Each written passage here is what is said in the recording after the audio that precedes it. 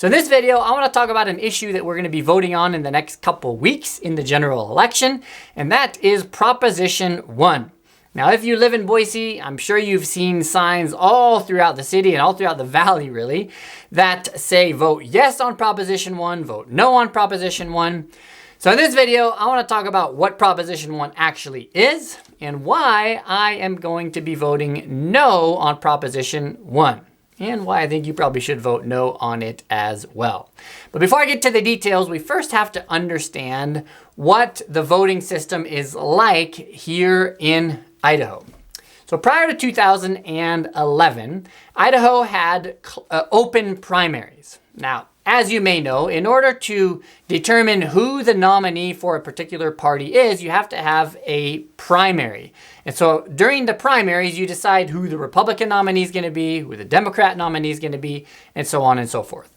Prior to 2011, it didn't matter which party you were affiliated with or registered with, you could vote in any primary. You could only vote in one of them, but if you were a Republican, you could vote in a Democrat primary, or if you're a Libertarian, you could vote in a Republican primary, and so on and so forth. Since 2011, Idaho basically has a closed primary. Now, I say basically because the Republican, Libertarian, and Constitution parties are all closed primaries, but the Democrat Party is still an open primary. But some people have a problem with closed primaries because they say, well, what if somebody who's more open-minded, he's not registered with any party, he could vote Democrat, could vote Libertarian, Republican. What if that individual wants to vote in a Republican primary? Why can't that individual exercise his right to vote in the primaries? And so they say we should actually go back to an open primary system. Now, presumably, there's about 250,000 of these type of voters in Idaho. These are voters who are not registered with any particular party. And so Proposition 1 is typically pitched as going back to the open primary system of voting here in Idaho. But the truth is that's actually not the case. Proposition 1 doesn't go back to open primaries. It actually does two things which are different than open primary. So the first thing that Proposition 1 does is it replaces the closed primary system that we have here in Idaho with not the open primary system like we had prior to 2011, but with a system known as top 4 primaries. And what this is basically during the primary season, all of the candidates who want to get elected are put on a ballot, and the 4 candidates that get the most votes, they are the ones who advance to the general election. But get this, here's what the bill says. It says candidates in the primaries could list any affiliation with a party on the ballot, but would not represent political parties, and they need not be associated with the party that they name. So this is explicitly said in the bill. In other words, in the primaries, a candidate could say that he's a Republican, but he doesn't necessarily have to associate himself with the Republican Party and doesn't necessarily represent that political party. So that's the first thing. It replaces closed primaries with top 4 voting primaries. The second thing that Proposition 1 does is it introduces in the general election a system called ranked choice voting. Now, ranked choice voting is really confusing, so let me do my best here to explain it in simple language. According to our current system, in the general election, you cast one vote, and the candidate that gets the most votes wins. Not necessarily so according to ranked choice voting. In ranked choice voting, in order for a candidate to win, he has to get a minimum of 50% of the votes. And here's how he does that. When you go to vote in the general election, you actually rank the candidates that you are voting for. So you rank your first choice, second choice, third choice, fourth choice. And what happens is after you have voted, all of the first choice picks are counted. If after they count all the first choice picks, a candidate gets 50% or more of the votes, then that person wins. But if no candidate gets 50% or more of the votes, the person who got the least number of votes is eliminated. And then if you happen to have picked that individual that was eliminated as your first choice, your second choice is actually counted in round 2. And so it's your second choice that actually matters. Now, if you're actually really unlucky and your second pick is actually eliminated in round 2, because after counting all the number 2 picks of the people that have been eliminated, there's still not 50% or more that go to one particular candidate. Could be that we move on to round 3, and then now it's your third choice that is counted. So as you can see, this is very confusing.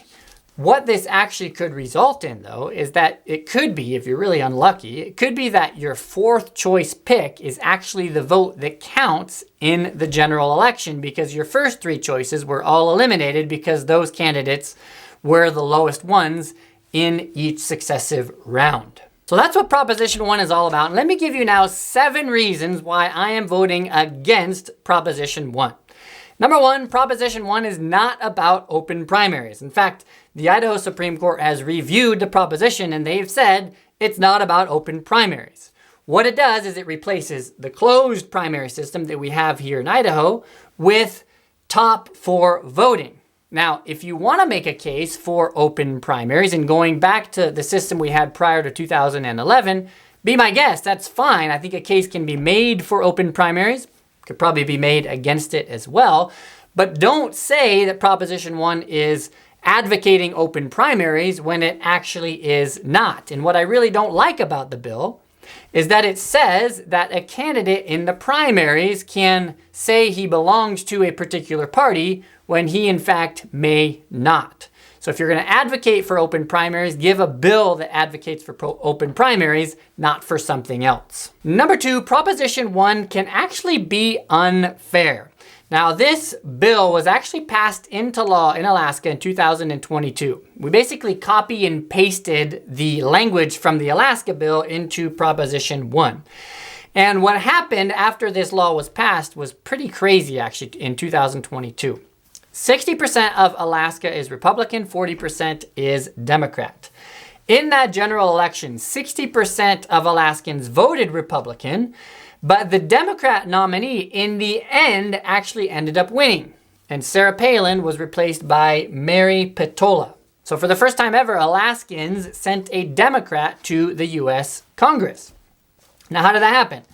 Because there were several candidates from several parties, none of them actually got more than 50% of the votes. But because more people put one particular candidate as their second or their third choice, the party's candidate that got the least votes was actually elected in the end. And that's because of the ranked choice voting. So it can actually result in sort of unfair voting taking place. Is it fair that 60% of Alaska is Republican, but they ended up sending a Democrat to the US Congress? Is it fair that it's really your fourth choice that counts in the end because your other 3 picks were all eliminated in subsequent rounds? Doesn't seem fair to me. So Alaska actually tried to explain this to its citizens there, its population. They spent millions of dollars because it's so confusing.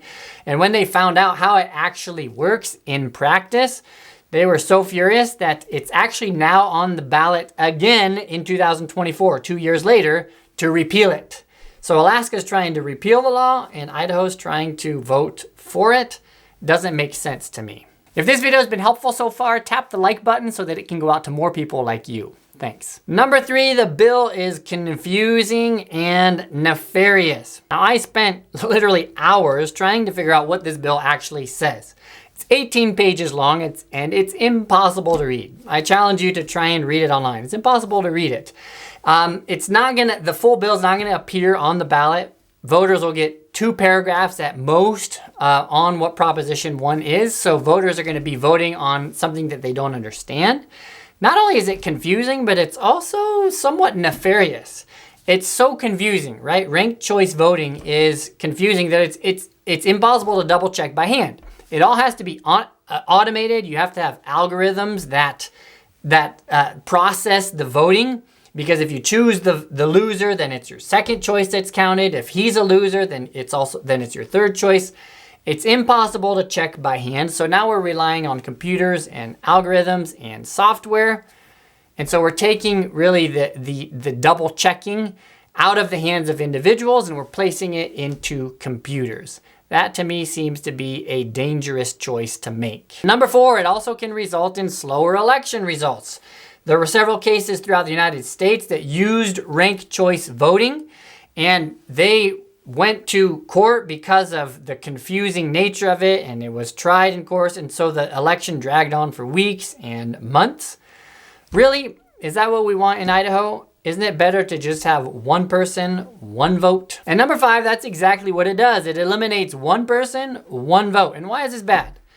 It's bad because it's actually impossible to be up to date on all of the candidates. Now, I try my best to really spend time as much as I can to be informed about the candidates, but at the end of the day, I'm a real estate agent. I'm not a politician, so I can't spend hours and hours a day studying the policies and backgrounds of all these candidates. Imagine if you actually had to rank 4 candidates for, let's say, 20 different seats. There's 20 different seats that candidates are trying to be elected for, and there's 4 candidates for each one that you're going to rank. That would be 80 different people that you would have to keep straight in your mind. Is there any way that you could actually know the policies of 80 people, who they are? Wouldn't you get everything confused? It's actually impossible to be informed about so many individuals. And so when you're forced to rank all these people, people are just going to fill in the bubbles. Oh, I know this guy, but then all the other guys, I like his name. This is a girl or whatever. You're just going to be voting based on random information that actually has nothing to do with the individual. Number 6, it's actually going to cost Idaho a lot of money to implement this system of voting. Because you have to have new software, new algorithms, new hardware, we got to buy all of that stuff.